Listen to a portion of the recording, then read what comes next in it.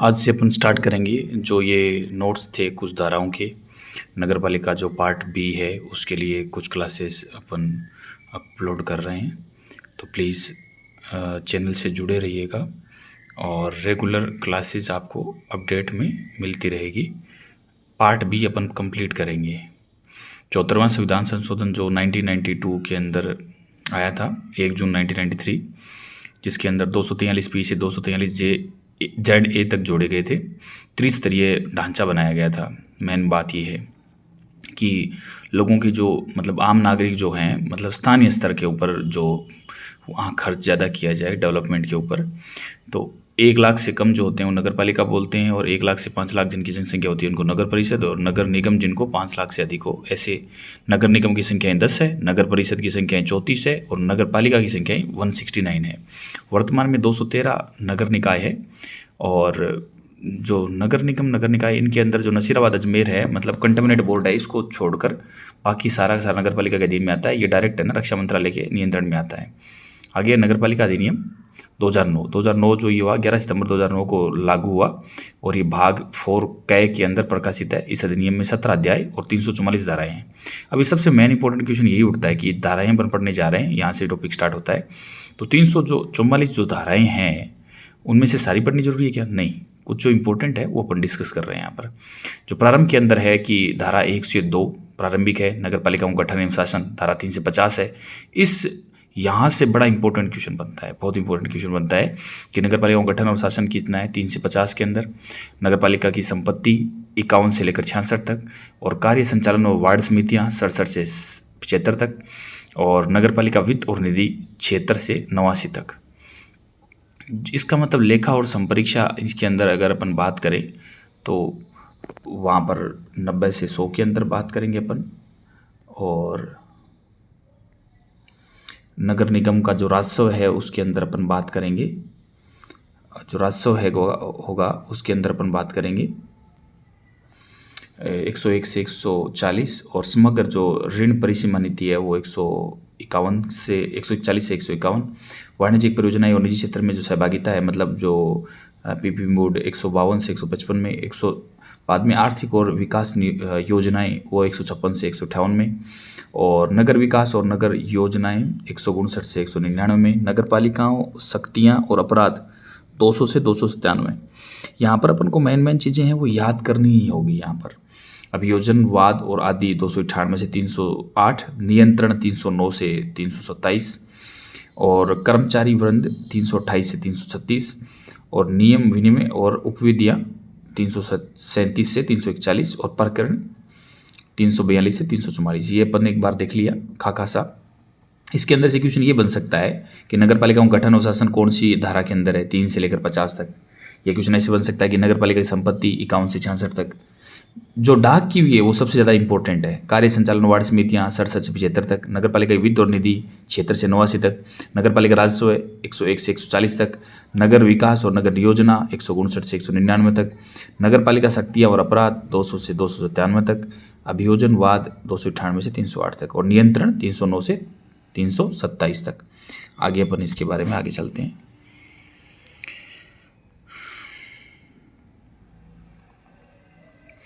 प्रारंभिक जो है धारा 1 के अंदर अपन बात करते हैं।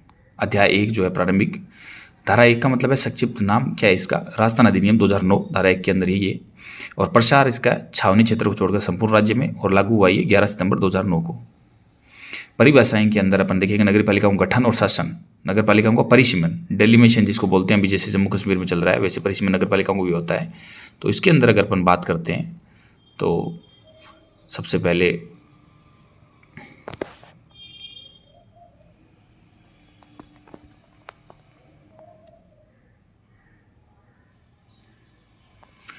राज्य सरकार राजपत्र में अधिसूचित जारी कर परिसीमन का निम्न परिस्थितियां में करेगी। किसी भी क्षेत्र जो पहले नगर पालिका के क्षेत्र में शामिल नहीं है और नगर पालिका घोषित किया जा रहा है, अन्य किसी नगर पालिका में शामिल किया जाए या नवगठित नगर पालिका या अतिरिक्त क्षेत्रों के सदस्यों को निर्वाचन 6 माह के भीतर करवा जाना चाहिए। जैसे मान लो कोई नगर पालिका नहीं बनानी है, कहीं पर पूरे एरिया कोई नगर पालिका बना दी तो 6 महीने के अंदर चुनाव होना चाहिए। लेकिन अगर मान लो नगर पालिका क्या कुछ जैसे गाँव का कुछ क्षेत्र है वो नगर पालिका के अंदर ले लिया, जो नगर पालिका के अंदर आ गया, नगर परिषद नगर निगम में आ गया, तो वो क्षेत्र के अंदर जो सरपंच वगैरह चुने हुए होंगे वो सदस्य समझे जाएंगे, पार्षद समझे जाएंगे नगर पालिका के या निगम के परिषद के। कोई भी क्षेत्र नगर पालिका में अपवर्जित एक्सक्लूड किया जाए, मान लो उस क्षेत्र को हटाया भी जा सकता है, तो सदस्यों को हटाया जाए, कोई समय सीमा तय नहीं है, परिस्थितियों को हटाया जाए। पहली नगर पालिका को दूसरी नगर पालिका में सम्मेलन एलिमिनेशन या नगर पालिका को दो से अधिक भागों में विभाजित स्प्लिट किया जाए। ऐसे भी हो सकता है कि नगर पालिका के 2 भाग कर दिए जाए, जैसे यहाँ पर नगर निगम यहाँ पर जयपुर में 2 है, ग्रेटर और 2 है। वैसे ही अगर नगर पालिका के 2 टुकड़े भी किए जा सकते हैं या 2 से ज़्यादा भी टुकड़े किए जा सकते हैं। सम्मिलित किए जाने के समय दूसरी नगर पालिका के सभी नियम पहली नगर पालिका के क्षेत्र में लागू होंगे, मतलब नियम दोनों के लिए सेम ही रहेंगे, जबकि राज्य सरकार अन्यथा निर्देश न कर दे, मतलब जब तक राज्य सरकार अलग से निर्देशित न करें तो सेम नियम ही लागू होंगे दोनों के लिए।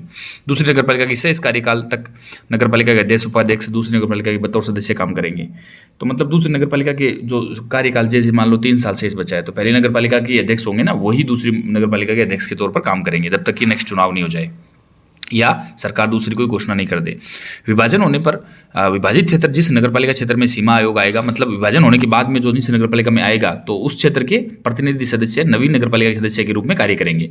अब वो जो एरिया के अंदर जो पार्षद जीते हुए थे वो नई नगरपालिका के अंदर आ जाएंगे और वो उसमें काम करेंगे। इस नवीन नगरपालिका के पूर्व विघटन पर भी ये है अपनी मूल नगरपालिका की अवधि तक बने रहेंगे। ये नवीन नगरपालिका जो बन गई है, मतलब ये जैसे मान लो 3 साल बचे हैं इसके, तो 3 साल तक ये टिकी रहेगी और बाद में इसका नए सिरे से चुनाव होगा। कोई भी स्थानीय क्षेत्र नगरपालिका में नहीं रहे, नगरपालिका को विघटन कैसे किया जा सकता है, विघटन नगरपालिका को कैसे किया जा सकता है 1 से 4 के अंदर अपन देखते हैं।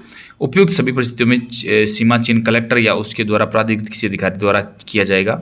सभी परिस्थितियों में नगरपालिका की जिसकी सीमा परिवर्तित की गई है वह अपने खर्चे या स्थापित करे जाए, तत्पश्चात अनुसूचित करे। जब कोई नगरपालिका में नहीं रहे तो उससे निधि अतिशेष संपत्ति का अधिकार या राज्य सरकार में निहित हो जाएंगे। कहने का मतलब उसके अंदर मान लो फंड बचा हुआ है और वो नगरपालिका स्प्लिट हो गई, दूसरे में चली गई, तो वो सारा का सारा राज्य सरकार के पास चला जाएगा। जब किसी क्षेत्र को नगरपालिका में शामिल कर लिया जाए, अन्य नगरपालिका में शामिल कर लिया मान लो कोई क्षेत्र को, तो निधि अतिशेष जो बैलेंस जो फंड बचा हुआ है, संपत्ति और जो अधिकार है, जो लाइबिलिटी और प्रभार दायित्व है, वहाँ के कुछ लोन भी बकाया है या मान लो वहाँ का फंड पड़ा है, तो नगरपालिका के स्थानीय जो प्राधिकारी लोकल अथॉरिटी होगा उसके अंदर वो ऑटोमेटिक निहित हो जाएंगे जिसके अंदर वो शामिल हुई है। जब पहली नगरपालिका को दूसरी नगरपालिका में शामिल कर लिया जाए, मान लो 2 नगरपालिका यहाँ पे इसमें शामिल हो रही है, तो प्रथम नगरपालिका की निधि मान लो अतिशेष जो बैलेंस फंड है, जो संपत्ति अधिकार है, वो भाग राज्य सरकार दोनों नगरपालिकाओं के परामर्श से दोनों नगरपालिकाओं को बिठाएंगे और परामर्श करेंगे, उनसे राजपत्र में अधिसूचित कर दूसरी नगरपालिका में वो निहित कर देंगे। मतलब पहली नगरपालिका वाला जो जितना फंड है वो दूसरी नगरपालिका में ऑटोमेटिक जाएगा अगर पहली वाली दूसरी के अंदर शामिल हो रही है। तो किसी भी ऐसे मामले में जहाँ राज्य सरकार निधि और संपत्ति या दायित्वों को किसी अंतरण ट्रांसफर करने में अवांछनीय अनडिजायरेबल है, मान लो कोई ऐसे लग रहा है कि वो ट्रांसफर नहीं किया जा सकता, तो वहाँ उपयुक्त उपबंध लागू नहीं होंगे, तो वो ऊपर वाले जो उपबंध है वो लागू नहीं होंगे। बाद में आगे है, जब किसी गांव या किसी मान लो कोई गांव है और किसी भाग को नगरपालिका में शामिल किया जाए, तो मतलब शामिल करने के बाद में परिसीमन के बारे में बातें चल रही है अभी तक। ऐसा क्षेत्र, इसके अंदर ऑप्शंस वाले क्वेश्चन आ सकते हैं कि कौन सा ऑप्शन सही है। जब किसी गांव के किसी भाग को नगरपालिका में शामिल किया जाए तो ऐसे क्षेत्र नियत दिवस मतलब उस दिन से बाद में गाँव नहीं कहलाएगा, वो नगरपालिका हो जाएगी। यहाँ नगरपालिका अपनी अधिकारिता का प्रयोग करेगी और पंचायत अपने कार्य करना बंद कर देगी। नगरपालिका अपनी अधिकार के प्रयोग करेगी, मतलब पंचायत उसी दिन से काम करना बंद कर देगी। यहाँ के जो सरपंच है, उप सरपंच है और पंच है, तो उस नगरपालिका में वो नए सदस्य के रूप में भाग लेंगे। इस क्षेत्र को पूर्णतः नई नगरपालिका घोषित करने देने पर नगरपालिका अध्यक्ष उपाध्यक्ष सदस्य के रूप में कार्य करेंगे। मतलब ये जो नया क्षेत्र है वो मतलब जो जिसके अंदर मिला है उसके जो अध्यक्ष हैं उपाध्यक्ष है वही इसमें काम करेंगे और जो सरपंच वगैरह है वो इसके सदस्य के रूप में काम करेंगे। इस प्रकार से शामिल किए गए किसी गांव या किसी भाग की निधि और संपत्ति जो भी मान लो वहाँ का रेवेन्यू आ रहा है, जो दायित्व है वो नगरपालिका की निहित हो जाएगा और वहाँ पर पंचायत राज अधिनियम 1994 में नहीं चलेगा, बल्कि वहाँ पर 2009 नगरपालिका अधिनियम चलना स्टार्ट हो जाएगा। आगे है धारा 4 पावर टू एग्जेम्प्ट। धारा 4 के अंदर क्या है, राज्य सरकार नगरपालिका बोर्ड को अधिनियम के ऐसे उपबंध जो अनुपयुक्त हो लागू करने से छूट दे सकती है। मतलब कहने का मतलब जो अनुपयुक्त हो तो नगरपालिका को छूट मिलती है कि यहाँ पर ये अपना डिसीजन खुद ले सके। बाद में धारा 5 नगरपालिका की स्थापना एस्टेब्लिशमेंट कैसे होगा? नगरपालिका अगर मान लो नगरपालिका बोर्ड है तो वो संक्रमणशील होता है, आपको पता है ट्रांसशील क्षेत्र होता है, क्योंकि नगर परिषद बन सकता है या नगर निगम बन सकता है। या नगर परिषद का मतलब है लघुतर नगरीय क्षेत्र में, और नगर निगम बोर्ड का मतलब है बृहत्तर नगरीय क्षेत्र में। ये सभी बोर्ड नियमित निकाय होंगे, ये सारे के सारे नियमित निकाय होंगे, एक मतलब रेगुलर एक तरीके से बॉडी होगी। इस सभी सामान्य मोहर इनके सबका मतलब एक ऑथेंटिफिकेशन भी होगा, और मतलब इनके अपन कोई विवाद है ये खुद अगर चलाना चाहे मान लो तो वो भी चला सकता है, इनके खिलाफ भी बात चल सकता है बिल्कुल। कोर्ट के थ्रू अगर कोई मामला हो तो ये भी जा सकते हैं, वो भी जा सकते हैं, सामने पार्टी भी। औद्योगिक नगरी की घोषणा राज्यपाल द्वारा किया जाएगी। औद्योगिक नगरी के अंदर नगर पालिका गठन होगा ही नहीं। अगर मान लो औद्योगिक नगरी इंडस्ट्रियल एरिया में बहुत बता दिया जाता है, वहाँ पर नगर पालिका की नहीं चलेगी। नोट, राज्य सरकार किसी भी नगरीय क्षेत्र के अंदर सांस्कृतिक और ऐतिहासिक या पर्यटन का महत्व ज़्यादा है अगर वहाँ तो स्थानीय बोर्ड क्षेत्र सीमा को अपरिजित कर मतलब स्थानीय बोर्ड है वहाँ उस बोर्ड को हटा दिया जाएगा, और या बिना अपरिजित करके वहाँ पर एक विकास प्राधिकरण जैसे जेडीए जयपुर में बना हुआ वैसे बना दिया जाएगा, जो कि सांस्कृतिक और ऐतिहासिक धरोहरों को संरक्षण करेगा। बाद में धारा 6 तो नगर पालिका की संरचना कंपोजिशन क्या होगा? राज्य सरकार के द्वारा राजपत्र में अधिसूचना द्वारा प्रत्येक नगरपालिका को वार्ड में विभक्त किया जाएगा, जिनसे कम से कम संख्या 13 होगी। जैसे 15% मंत्रिपरिषद होता है ना यहाँ पर राजस्थान के अंदर, वैसे कम से कम इनकी 13 पार्षद की 13 होनी चाहिए। एक नगरपालिका अगर बनानी है अपन को, कम से कम उनकी संख्या 13 होनी ही चाहिए। नगर परिषद बाद में निगमित निकाय, निर्वाचित सभी वार्डों के पार्षद प्रतिनिधि सदस्यों का निर्वाचन या चुनाव प्रत्यक्ष रूप से किया जाएगा, जैसे यूनिवर्सल एडल्ट फ्रेंचाइजी से किया जाता है। 18 साल से ऊपर वाले सारे दे सकते हैं। इन सभी को नगरपालिकाओं की बैठकों में बैठने का अधिकार भी होगा, बिल्कुल, अगर वो चुन कर आए अधिकार तो होगा ही। पदेन इनके सदस्य कौन होंगे? जो मतलब जिनको योग्यता दिखानी नहीं होती, या मतलब जिनको योग्यता साबित नहीं करनी होती, जैसे संबंधित नगरपालिका के अगर कोई मान लो विधायक है, आपने देखा होगा कि विधायक और जो अध्यक्ष होते हैं और जो ईओ होते हैं, मेनली मतलब एक तरीके से अपन जो टॉपिक पढ़ रहे हैं वो टॉपिक बड़ा इंटरेस्टिंग है, क्योंकि अपन डेली लाइफ में देखते भी हैं। तो उनका सबका आपस के अंदर पूरा का पूरा वहाँ पर विधायक जो होता है वो वहाँ पर मीटिंग में बैठ सकता है और अपना वोट भी कर सकता है।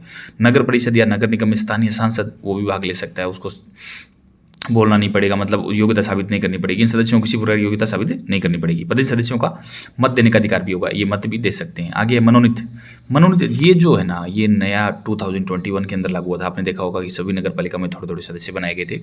मनोनीत राज्य सरकार द्वारा नगरपालिका प्रशासन का विशेष ज्ञान या अनुभव रखने वाले, जैसे मान लो वहाँ के कोई मतलब जो उस जगह के जानकार है या प्रशासन का मतलब उनको अलग विशेष टाइप का ज्ञान है, तो 3 व्यक्ति नगरपालिका निर्वाचित सदस्यों का 10%, जो भी उनसे कम हो, या तो 3 व्यक्ति या नगरपालिका निर्वाचित सदस्य जो हैं जीते हुए हैं उनका 10%। निर्वाचित सदस्य मान लो वहाँ के हैं 13, तो 13 का 10% 3 हो गया। इसीलिए यहाँ पर 13 क्या मतलब कम से कम बात यहाँ पर यही चली है। आगे है संशोधित ये 2021 का नगर निगम के अंदर 12, नगरपालिका के अंदर 8 तथा नगरपालिका के अंदर 12 नामनिर्देशित नॉमिनेट होंगे, 12 नामनिर्देशित होंगे, ये अलग अलग बता दिया। लेकिन यहाँ पर जैसे देखो इन्होंने ऊपर भी क्लियर कर रखा है कि 3 व्यक्ति या नगरपालिका निर्वाचित सदस्यों का 10%, जो भी कम हो उनका मनोनयन होगा। संशोधित अधिनियम क्या है? नगर निगम के अंदर 12 और नगर परिषद के अंदर 8 और नगर पालिका के अंदर 12 नामनिर्देशित होंगे। इनमें से एक दिव्यांग व्यक्ति भी शामिल होना जरूरी है। मनोनीत सदस्यों को धारा 24 और 35 पूर्णतः पालन करनी पड़ेगी। आगे देखते हैं अपन। मनोनीत सदस्यों को सरकार द्वारा किसी समय सरकार हटा भी सकती है। इन सदस्यों को बैठकों में मत देने का अधिकार नहीं है। ये मत नहीं दे सकते कि क्या करना चाहिए क्या करना नहीं चाहिए, वहाँ पर वोट नहीं कर सकते। ये प्रत्येक जनगणना के पूर्ण होने पर राज्य सरकार आरक्षित अनारक्षित स्थानों को ध्यान में रखते हुए, जैसे मान लो जनगणना वहाँ पर पूरी हो गई और आरक्षित और अनारक्षित मतलब सब कुछ ध्यान में रखते हुए राजपत्रित अधिसूचना जारी करती है सरकार, और प्रत्येक नगरपालिका में वार्ड संख्या का पुनः निर्धारण भी कर सकेगी। और इन अद्यतन संख्या का विद्यमान पदावधि समाप्त होने तक कोई प्रभाव नहीं पड़ेगा। जैसे मान लो कोई पहले से जो वार्ड चल रहे हैं वो नए वार्ड बना दिए जाए उसके बीच में, तो पहले से जो वार्ड संख्या चल रही है उन पे कोई प्रभाव नहीं पड़ेगा जो पहले से चल रहा है, जो सदस्य बने हुए हैं। अनुसूचित जाति और जनजातियों के लिए आरक्षित स्थानों का कुल जनसंख्या के सापेक्ष इनकी संख्या के अनुपात में किया जाएगा। मतलब जो टोटल जनसंख्या है वहाँ पर उसके हिसाब से अनुसूचित जाति और जनजातियों का भी रिजर्वेशन होगा।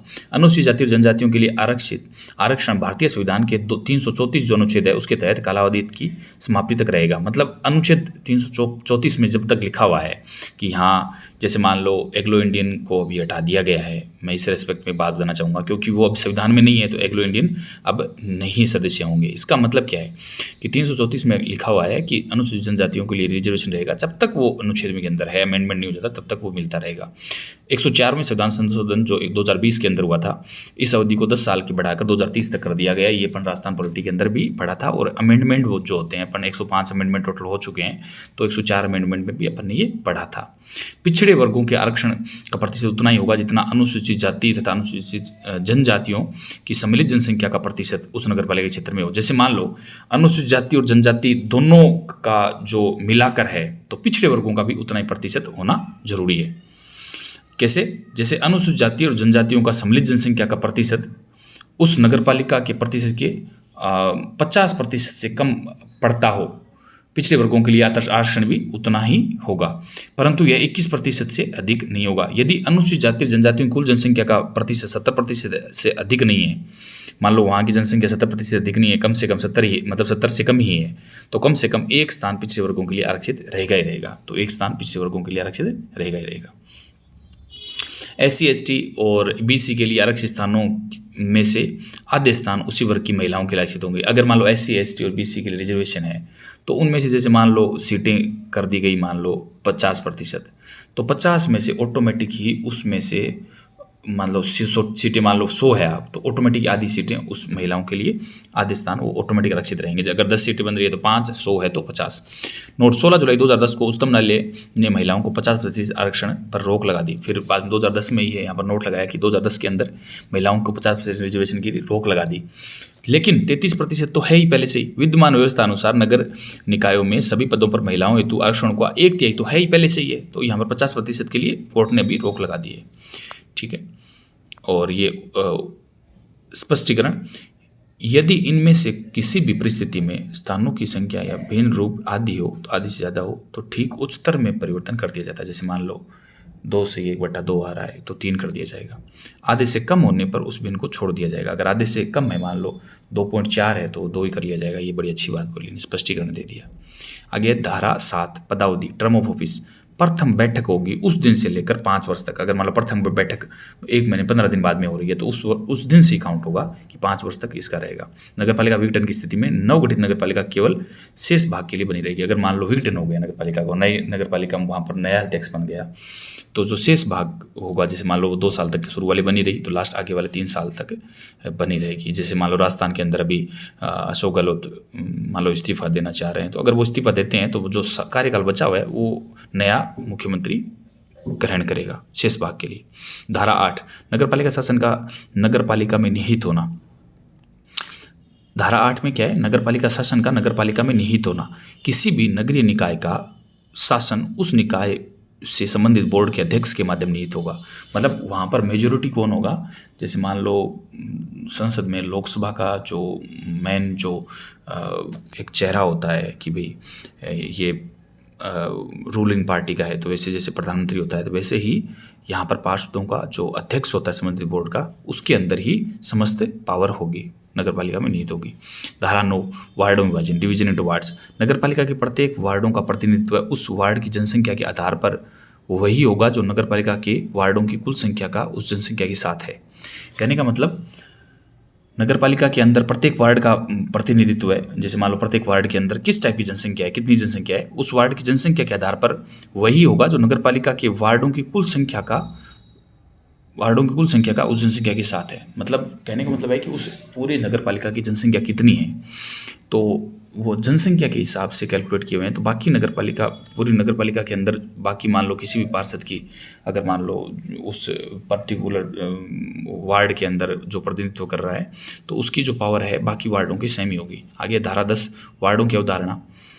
प्रत्येक नगरपालिका के निर्वाचन के लिए वार्डों में विभाजित किया जाएगा। प्रत्येक वार्ड की सीमा का निर्धारण भौगोलिक रूप से संयत कॉम्पैक्ट क्षेत्र को ध्यान में रखते हुए किया जाएगा। प्रयुक्त प्रक्रिया के बाद राज्य सरकार कम से कम 7 दिवस का समय देते हुए आक्षेप दाखिल, मतलब अपन को कोई आपत्ति है तो अपन आपत्ति लगा सकते हैं, आदेश प्रकाशित किया जाएगा, 7 दिन का टाइम देगा। इसके साथ ही संबंधित नगर पालिका में उस आदेश की प्रतिलिपि हेतु टिप्पणी हेतु भेजी जाएगी कि आपको अगर कोई आपत्ति है तो वो वहाँ पे भी 7 दिन के अंदर भेजी जाएगी। अभी अपन आगे बात करते हैं। राज्य सरकार आक्षेप और टिप्पणी को ध्यान में रखते हुए राज्य सरकार के पास वापस टिप्पणी जाएगी, विचार कर आदेश को परिवर्तन कर अंतिम रूप देगी और सभी प्रकार से आरक्षित स्थानों का आवंटन चक्रानुसार काम किया जाएगा। और वार्डों का संख्याकन उत्तरी पश्चिम कोण से शुरू होगा। ये बड़ा इंपॉर्टेंट क्वेश्चन है। अगर किसी नगर पालिका के अंदर कोई नई नगर पालिका बन रही है या पुरानी नगर पालिका के अंदर अगर वहाँ पर संख्याकन हो रहा है, नंबरिंग हो रही है, तो उत्तरी पश्चिम कोण से 1 नंबर वार्ड होगा और वहाँ से शुरू होगी। धारा 11 नगर पालिका के लिए निर्वाचन नगर पालिका के लिए कैसे होगा। उस नगर पालिका के कार्य अवधि समाप्त होने से पूर्व राज्य निर्वाचन आयोग वो करवाएगा। ये आपको पता ही है। राज्य निर्वाचन आयोग के अभी जो चेयरमैन बने हैं उनका आप नाम कमेंट बॉक्स में कमेंट कीजिए। अभी चेयरमैन बने हैं राज्य निर्वाचन आयोग के। नगर पालिका विघटन की स्थिति में विघटन की तारीख से 6 माह समाप्ति से पूर्व, जैसे मान लो एक्सपायर हो रही है उससे 6 माह पहले ही चुनाव अनाउंसमेंट हो जाएंगे। और परंतु शेष अवधि तक 6 माह से कम है वहाँ निर्वाचन कराया जाना आवश्यक नहीं है। अगर मान लो शेष अवधि 6 माह से कम है तो वहाँ निर्वाचन करवाया जाना आवश्यक नहीं है। तो मतलब समाप्ति से 6 माह पूर्व अपन को स्टार्ट कर देना चाहिए। निर्वाचन के लिए अधिसूचना राज्य सरकार जारी करती है। नवगठित नगर पालिका का निर्वाचन 6 माह के भीतर ही करवाया जाना चाहिए। अगर मान लो नई नगर पालिका बना दी कहीं पर तो 6 महीने के अंदर ही होना चाहिए। राज्य सरकार राज्य निर्वाचन आयोग की मांग पर स्टाफ भी उपलब्ध करवाएगी। अगर वो स्टाफ की मांग करती है कि यहाँ नगर पालिका में क्या क्या स्टाफ चाहिए तो वो भी मांग करवाएगी। तो आज अपन यहीं तक देखते हैं 11 तक। 11 को एक बार फिर से देख लेते हैं। यहाँ पर निर्वाचन है, निर्वाचन राज्य निर्वाचन आयोग करवाएगा। और नगर पालिका विघटन की स्थिति में विघटन की तारीख से 6 माह समाप्ति से पूर्व अपन को चुनाव के बारे में डिसाइड होगा। निर्वाचन के लिए अधिसूचना राज्य सरकार जारी करेगी। 6 माह के भीतर अगर नई कोई नगर पालिका बनी है तो वो 6 माह के भीतर चुनाव होना चाहिए। और उनको जो स्टाफ उपलब्ध करवाया जाएगा वो राज्य निर्वाचन आयोग उपलब्ध करवाएगा।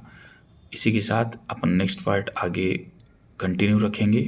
प्लीज़ मेरा कॉन्फिडेंस बढ़ाने के लिए, मुझे मोटिवेशन देने के लिए आगे की क्लास में लूँ, इसलिए मैं लेना चाह रहा हूँ। तो प्लीज़ आप लाइक करें, शेयर करें, सब्सक्राइब करें, अपने दोस्तों को बताएं। ये नोट्स बहुत अच्छे हैं और अगर कहीं पर कोई भी गलती रहती है तो अपन आगे की क्लासों के अंदर उसका सुधार करते रहेंगे।